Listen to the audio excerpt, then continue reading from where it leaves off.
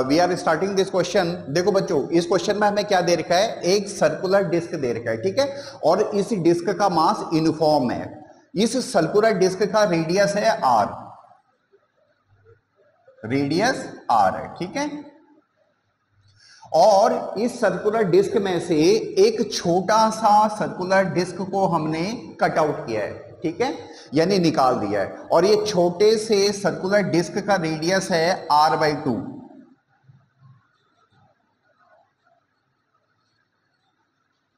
ठीक है, इसका रेडियस है r/2। अब हमें जो रिजल्टिंग बॉडी है, रिजल्टिंग बॉडी मतलब जो अब रह गया है, देखो जो ये वाला पार्ट रह गया, देखो ये सर्कुलर डिस्क का जो ये वाला पार्ट रह गया, इसका सेंटर ऑफ मास बताना है, ठीक है बच्चों, क्लियर है। तो आप देखो इसको करो, देखो इस पे कंसेप्ट आप ये वाला लगाओ, देखो ये हमारे पास सर्कुलर डिस्क है, ठीक है,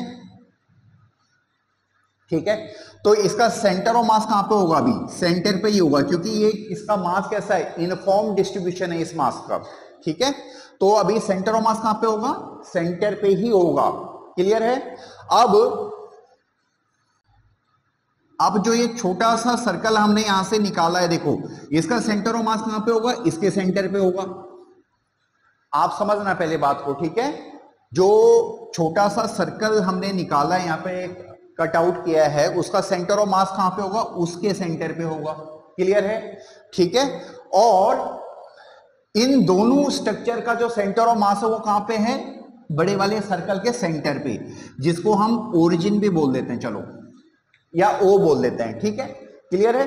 बट हमें सेंटर ऑफ मास किसका चाहिए, रिजल्टिंग बॉडी, यानी जो कट कर दिया हमने, इसके बाद जो स्ट्रक्चर बच गई उसका चाहिए, ठीक है बच्चों।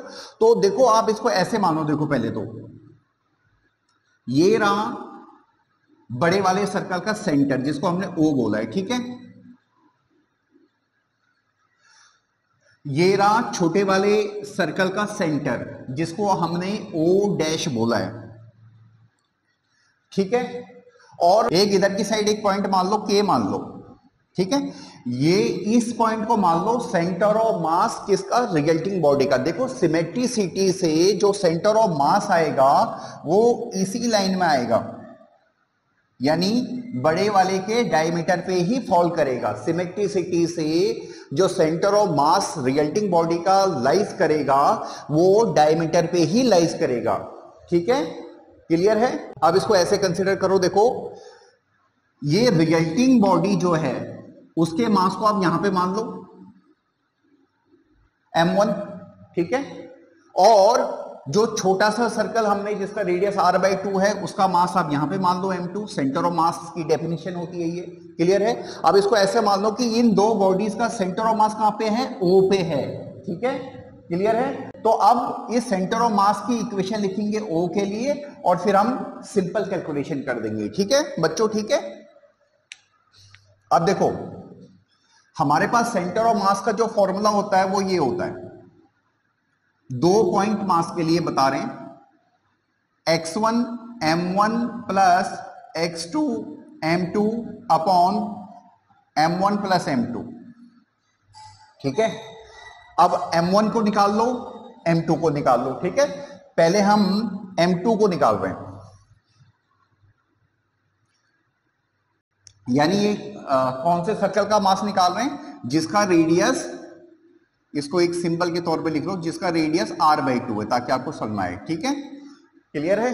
अब देखो पूरा जो डिस्क है उसके मास को आप m मान लो, ठीक है, पूरा जो डिस्क है उसके मास को हमने m मान लिया। अब इसको ऐसे मान लो, जब एरिया हमारे पास πr² है तो डिस्क का मास है m, ठीक है, जब एक यूनिट स्क्वायर एरिया होगा तो डिस्क का मास हो जाएगा इतना, m divided by πr², unitary method से करवा रहे हैं आपको, ठीक है।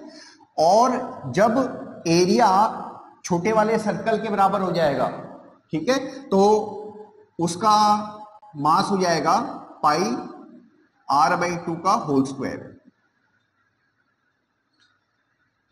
पाई से पाई कट जाएगा, m और r² से r² कट जाएगा, m/4, ठीक है बच्चों, क्लियर है।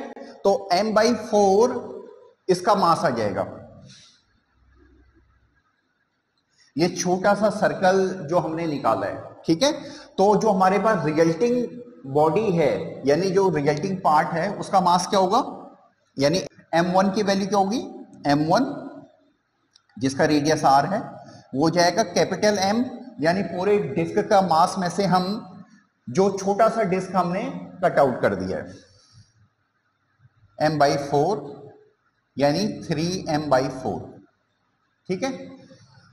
तो m1 की जगह आप रखोगे 3m/4 और m2 की जगह रखोगे आप m/4, ठीक है बच्चों, क्लियर है। ये हमारी कैलकुलेशन हो चुकी है, यहां पे भी लिख देता हूं, ये मास है 3m/4, ठीक है। अब ओ डैश को कैलकुलेट करो, ओ डैश को कैलकुलेट कर रहे हैं। देखो ये हमारे पास O है, O से लेकर इस पॉइंट को एक नाम दे देते हैं P तक, O से लेकर P तक हमारे पास क्या है, रेडियस, ठीक है, क्लियर है।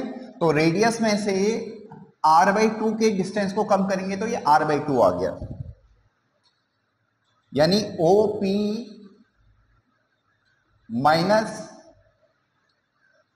O'P यानी r माइनस r/2 यानी r/2 का डिस्टेंस आ गया, ठीक है बच्चों, क्लियर है। यानी ये वाला डिस्टेंस O और O' के बीच का जो डिस्टेंस है ये आ गया हमारे पास r/2 का, ठीक है। सिंपल भी है बट ये करके बता रहे हैं, कई बच्चों को समझने में प्रॉब्लम होती है तो इसलिए इसको करके बता रहे हैं, ठीक है बच्चों। अब वैल्यू सब्स्टिट्यूट करो, देखो इसको हमने ओरिजिन माना है, यानी centre of mass of a disc कहां पे है, ओरिजिन पे है, और उसका कोऑर्डिनेट हमने 0 माना है, ठीक है। इधर को पॉजिटिव मानो, इधर को नेगेटिव मानो, ठीक है। तो आप OK को आप -x मान लो, OK को आप -x मान लो, ठीक है, क्योंकि इधर को डिस्टेंस क्या है, नेगेटिव है।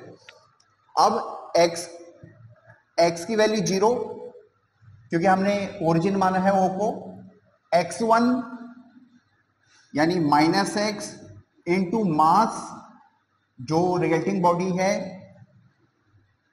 3m/4 प्लस, अब उधर की साइड जाओ, देखो x2 यानी r/2 mass of A small circular body जिसको हमने कट आउट किया, that is m/4 upon total mass m1 plus m2, that is m1 plus m2 3m/4 plus m/4, ये तो m ही होगा, ठीक है, करके बता रहे हैं वैसे। अब देखो ये सब इधर 0 हो जाएगा, -x into 3m/4 plus r/2 into m/4 equal to 0, ठीक है। x 3/4 equal to r/8, x की वैल्यू आ जाएगी r/6, ठीक है बच्चों। तो x की वैल्यू कितनी आई, r/6, तो हमने पहले ही साइन कन्वेंशन के साथ लिया हुआ है, तो -r/6, ठीक है। कहां से, इस बड़े वाले जो सर्कल है उसके सेंटर से, तो ये जो दूरी होगी वो होगी r/6, ठीक है बच्चों, क्लियर है। होप सो आपको समझ में आया होगा, अगर कोई प्रॉब्लम हो तो आप कमेंट कर सकते हो, ठीक है, थैंक यू।